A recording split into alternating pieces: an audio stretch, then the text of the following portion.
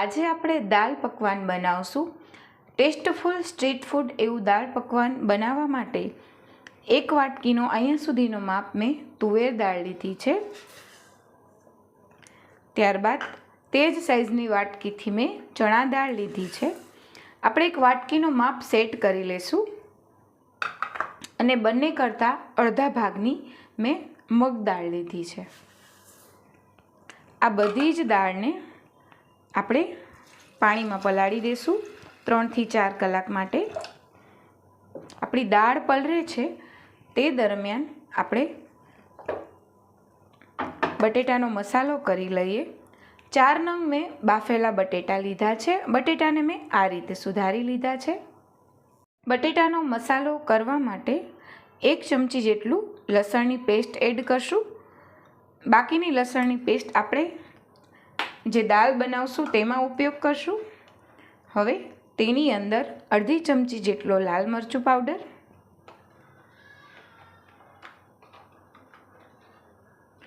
અડધી ચમચીથી પણ ઓછું નિમક,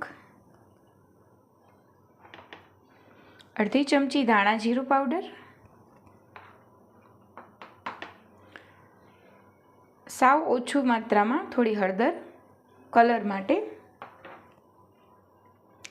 અડધી ચમચી ગરમ મસાલા પાવડર। આ બધી જ વસ્તુને આપણે સારી રીતે મિક્સ કરી લેશું।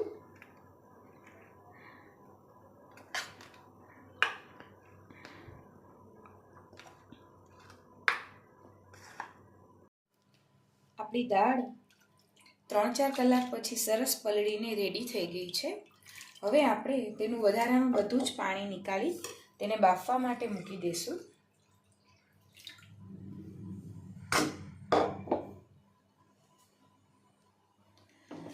2 ગ્લાસ જેટલું પાણી એડ કરી તેની અંદર આપણે 1 ચમચી એડ કરશું, જેના લીધે બારે ઉભરાવાનો ભય ના રહે। આ રીતે 1 ચમચી ત્રાંસી મૂકી દેશું જેથી દાળ આપણી ઉભરાય નહીં। હવે આ રીતે કુકર બંધ કરી દેશું અને 5 સીટી જેટલું આપણે કરવાનું છે। આપણી દાળ બફાય છે તે દરમિયાન આપણે પકવાન માટેનો લોટ રેડી કરી લઈએ। તો તેના માટે મેં ઘઉંનો લોટ 1 બાઉલ લીધો છે। ઘઉંના લોટની અંદર સ્વાદ મુજબ મીઠું એડ કરશું।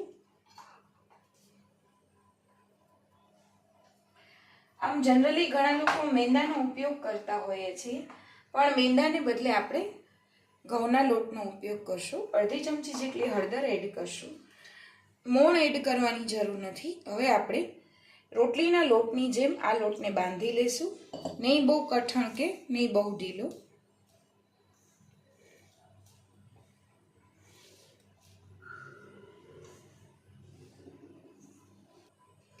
એક ચમચી જેટલું તેલ એડ કરી સારી રીતે મસળી લેશું। ત્યારબાદ આપણે તેમાંથી પકવાન રેડી કરશું। તે દરમિયાન આપણી દાળ પણ બફાઈને રેડી થઈ જાય।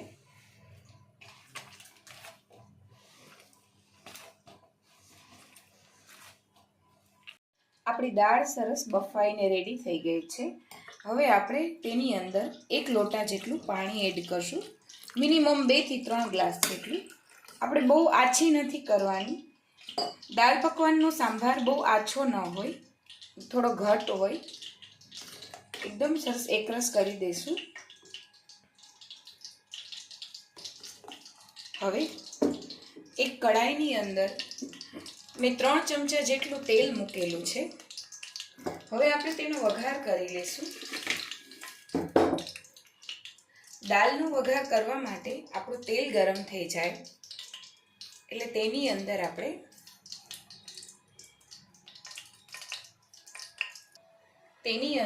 રાઈ જીરું એડ કરશું। ત્યારબાદ તજ, લવિંગ અને બાદિયા અને લાલ મરચું આ ત્રણેય વસ્તુ એડ કરી ઝીણી સમારેલી ડુંગળી અને ઝીણું સમારેલું ટમેટું એડ કરશું।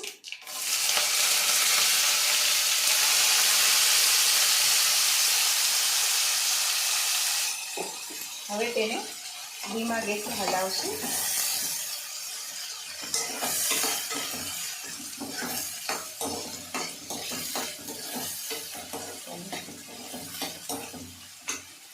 મરચાંની પેસ્ટ, થોડું વાટેલા લસણની પેસ્ટ,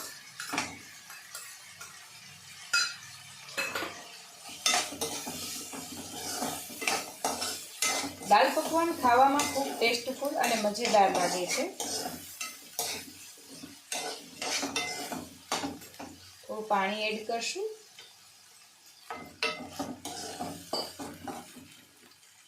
હવે આપણે આને ધીમા ગેસે ચડવા દેશું. આ ચડી જાય પછી આપણે એની અંદર આપણી બધી જ બાફેલી દાળ એડ કરશું. આપણે ડુંગળી, ટમેટા અને લસણનો વઘાર સરસ ચડી ગયો છે. હવે આપણે તેની અંદર બધા જ મસાલા કરી લઈશું. તો સૌ પહેલા તેની અંદર આપણે સ્વાદ મુજબ મીઠું એડ કરશું. ત્યારબાદ ધાણા જીરું પાવડર, લાલ મરચું પાવડર. આ બધી જ વસ્તુ તમે ઘરના સ્વાદ અને ટેસ્ટ મુજબ એડ કરી શકો છો. થોડો હળદર અને મેગી મસાલો અથવા સાંભાર મસાલો, કોઈ પણ એક મસાલો તમે એડ કરી શકો છો. અહીં મારી પાસે સાંભાર મસાલો અવેલેબલ છે, તો હું સાંભાર મસાલો એડ કરું છું. 1 ચમચી જેટલો સાંભાર મસાલો એડ કરશું. હવે આ બધા જ મસાલા સારી રીતે પાકી જાય ત્યાં સુધી તેને મિક્સ કરશું. એકદમ સરસ સુગંધ આવે છે.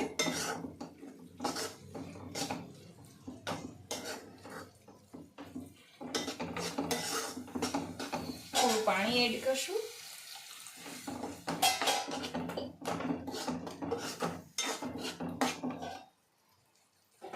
હવે આની અંદર આપણી બાફેલી બધી જ દાળ એડ કરવાની છે. આ રીતે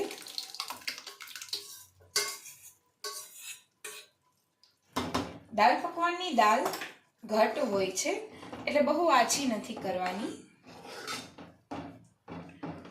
એકદમ સરસ ધીમી આંચ પર આને પકાવી લેશું. ગમે ત્યારે જમવાનું બનાવીએ ત્યારે ધીમી આંચે પકાવવાથી એનો ટેસ્ટ કંઈક અલગ જ આવે છે.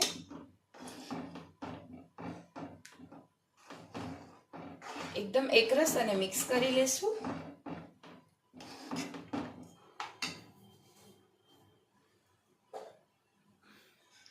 થોડો લીંબુનો રસ એડ કરશું ઉપરથી. જો સ્વીટ ટેસ્ટ ઘરમાં ભાવતો હોય તો તમે ચોક્કસ આમાં સ્વીટ ટેસ્ટ એડ કરી શકો છો.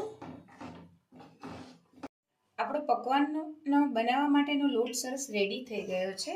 તો આપણી દાળ એકરસ થાય છે તે દરમિયાન આપણે પકવાન બનાવીને રેડી કરી લઈએ. આ રીતે એક રોટલીથી થોડું મોટું ગોયણું લેવાનું છે. હવે તેને આ રીતે રોટલીની જેમ લોટમાં બોરી અને બહુ પ્રેસ ન કરતા આ રીતે વણવાનું છે.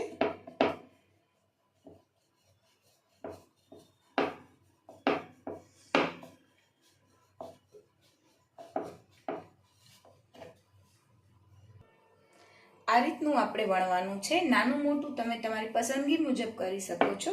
મેં રોટલીથી થોડું મોટી સાઈઝનું કર્યું છે, જેથી આપણે આમાં ઇઝીલી દાળ ભરી શકીએ. હવે આ રીતે કરી દઈશું, જેથી ફૂલે નહીં. પકવાનને ફૂલાવાનું ન હોય. કડાઈમાં મેં તેલ ગરમ મૂકી દીધું છે. આપણું તેલ પણ આવી ગયું છે. તો હવે આપણે પકવાન તળી લેશું.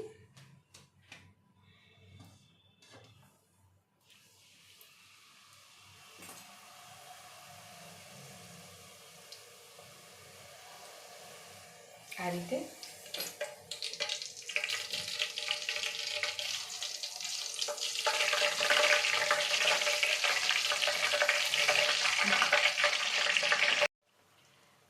પકવાનને આપણે ધીમા ગેસે કડક થાય ત્યાં સુધી પકાવવાનું છે.